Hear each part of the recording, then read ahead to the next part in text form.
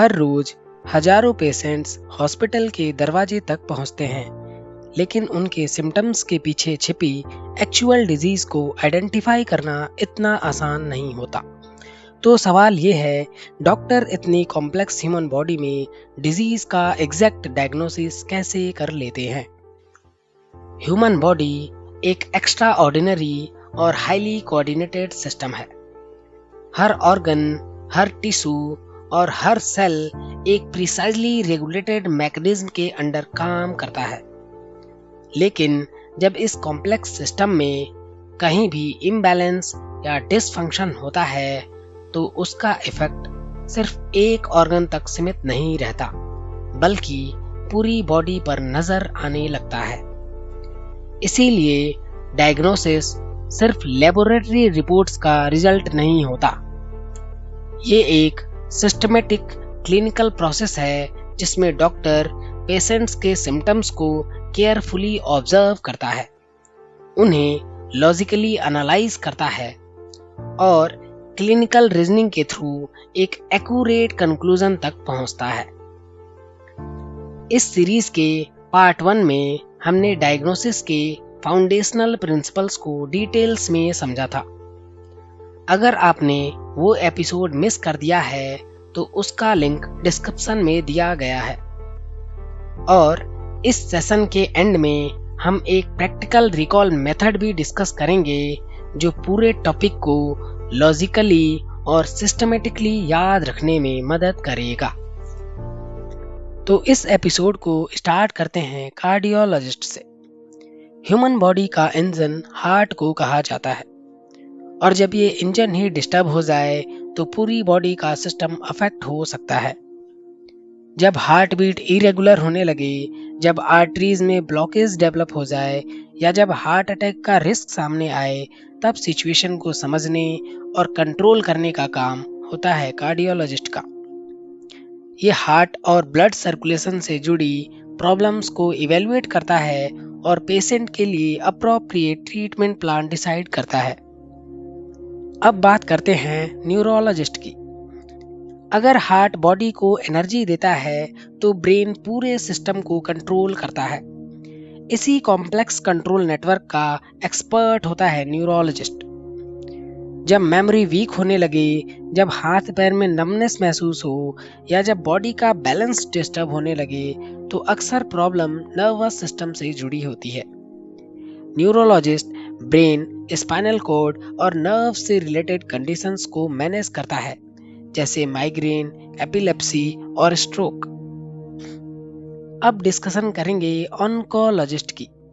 Medicine की दुनिया में सबसे चैलेंजिंग बैटल्स में से एक है कैंसर के खिलाफ बैटल। जब बॉडी के सेल्स अपना नॉर्मल कंट्रोल खो देते हैं और अनकंट्रोल तरीके से बढ़ने लगते हैं, तब ट्यूमर्स और कैंसर डेवलप हो सकते हैं। ऐसे कॉम्प्लेक्स केसेस में डायग्नोसिस से लेकर ट्रीटमेंट प्लानिंग तक पूरी स्ट्रेटजी डिजाइन करता है ऑन्कोलॉजिस्ट। कैंसर केयर में कीमोथेरेपी, टारगेटेड थेरेपी और मॉडर्न ट्रीटमेंट अप्रोचेज इसी स्पेशलिस्ट की सुपरविजन में दिए जाते हैं। अब सवाल उठता है, साइकेट्रिस्ट का रोल क्या होता है? जैसे बॉडी को फिजिकल हेल्थ की जरूरत होती है, वैसे ही माइंड का बैलेंस्ड रहना उतना ही जरूरी है।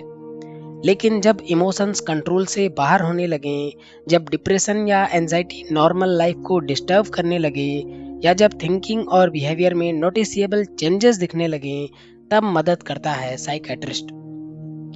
ये मेंटल हेल्थ कंडीशंस को समझकर थेरेपी और मेडिसिन्स के थ्रू ट्रीटमेंट प्रोवाइड करता है। अब बात करते हैं रूमेटोलॉजिस्ट की। जब जॉइंट्स में लगातार पेन हो, सुबह उठते ही स्टिफनेस महसूस हो, या सिंपल मूवमेंट भी डिफिकल्ट लगने लगे, तो हर बार रीजन सिर्फ नॉर्मल पेन नहीं होता। कभी कभी ये ऑटो इम्यून डिसऑर्डर्स का सिग्नल भी हो सकता है। रूमेटोलॉजिस्ट इम्यून सिस्टम से जुड़ी उन कंडीशंस को मैनेज करता है जो जॉइंट्स और मसल्स को अफेक्ट करती हैं, जैसे आर्थराइटिस, रूमेटॉइड आर्थराइटिस, लूपस और गाउट। अब डिस्कशन करेंगे एंडोडोंटिस्ट की।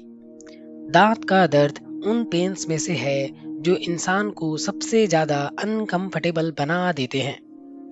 जब इन्फेक्शन टूथ के अंदर यानी नर्व्स तक पहुंच जाए तब सिंपल डेंटल ट्रीटमेंट काफ़ी नहीं होता।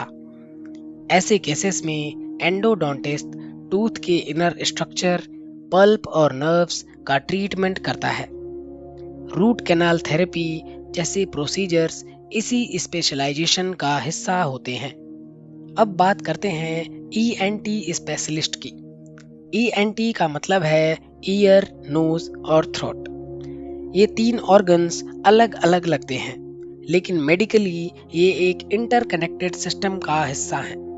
जब कान में पेन या हेयरिंग प्रॉब्लम हो, जब साइनस इन्फेक्शन की वजह से नाक ब्लॉक रहे या जब गला रेपिटेडली इन्फेक्टेड हो जाए, तब इन सब कंडीशंस का मैनेजमेंट करता है ईएनटी स्पेशलिस्ट। जरूरत पड़ने पर ये माइनर सर्जिकल प्रोसीजर्स भी परफॉर्म करता है। अब डिस्कशन करेंगे ऑर्थोपेडिक सर्जन की। ह्यूमन बॉडी की मूवमेंट और स्टेबिलिटी का बेस होता है skeletal system. Bones, joints, ligaments और मसल्स मिलकर हमें चलने फिरने और मूवमेंट करने की एबिलिटी देते हैं। लेकिन जब फ्रैक्चर हो जाए, जॉइंट्स में सीवियर पेन डेवलप हो या मोबिलिटी में प्रॉब्लम आए, तब स्पेशलिस्ट के रूप में सामने आता है ऑर्थोपेडिक सर्जन। ये मस्कुलोस्केलेटल सिस्टम से जुड़ी इंजरीज और डिसऑर्डर्स का ट्रीटमेंट करता है और जरूरत पड़ने पर सर्जरीज भी परफॉर्म करता है, जैसे फ्रैक्चर रिपेयर या जॉइंट रिप्लेसमेंट। तो इस तरह ह्यूमन बॉडी के अलग अलग ऑर्गन्स और सिस्टम्स के लिए अलग अलग मेडिकल स्पेशलिस्ट मौजूद होते हैं। अब इतने सारे डॉक्टर्स की स्पेशलिटीज जानने के बाद एक सवाल नेचुरली मन में आता है, क्या इन्हें आसानी से याद रखने का कोई तरीका है? तो जवाब है हाँ, लेकिन इसके लिए आपको बस एक छोटी सी बेसिक अंडरस्टैंडिंग याद रखनी होगी। मेडिकल टर्मिनोलॉजी में लॉजी का मतलब होता है स्टडी ऑफ और लॉजिस्ट का मतलब होता है स्पेशलिस्ट या डॉक्टर। इसीलिए डॉक्टर्स के नाम याद रखने की कोशिश मत कीजिए, अपनी बॉडी को स्कैन कीजिए, जहां प्रॉब्लम वहां स्पेशलिस्ट। तो स्टार्ट करते हैं ब्रेन से। ब्रेन के स्पेशलिस्ट को जानने के लिए आपको नर्व्स वर्ड को ध्यान में रखना है। नर्व से आप न्यूरो को रिलेट कर सकते हो, क्योंकि ब्रेन से रिलेटेड प्रॉब्लम्स का स्पेशलिस्ट न्यूरोलॉजिस्ट होता है। अब बात करेंगे आईज के स्पेशलिस्ट की। इसके स्पेशलिस्ट को जानने के लिए आपको ऑप्टिकल वर्ड को माइंड में फिट करना होगा, क्योंकि इसका रिलेशन हमारे दृष्टि यानी विजन से होता है। सो ऑप्टिकल से आपको याद रहेगा आईज का स्पेशलिस्ट ऑप्थाल्मोलॉजिस्ट। अब बात करेंगे हार्ट के स्पेशलिस्ट की।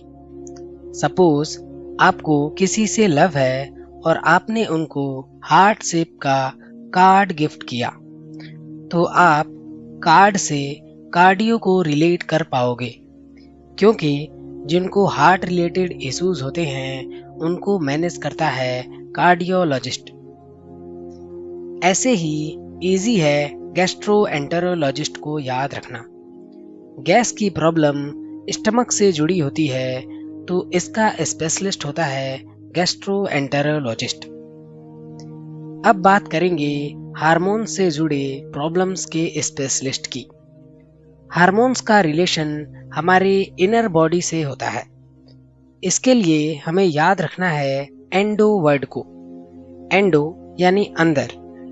सो हार्मोन्स प्रॉब्लम्स का एक्सपर्ट होता है एंडोक्राइनोलॉजिस्ट, जिसे आप एंडो वर्ड से रिलेट कर सकते हो।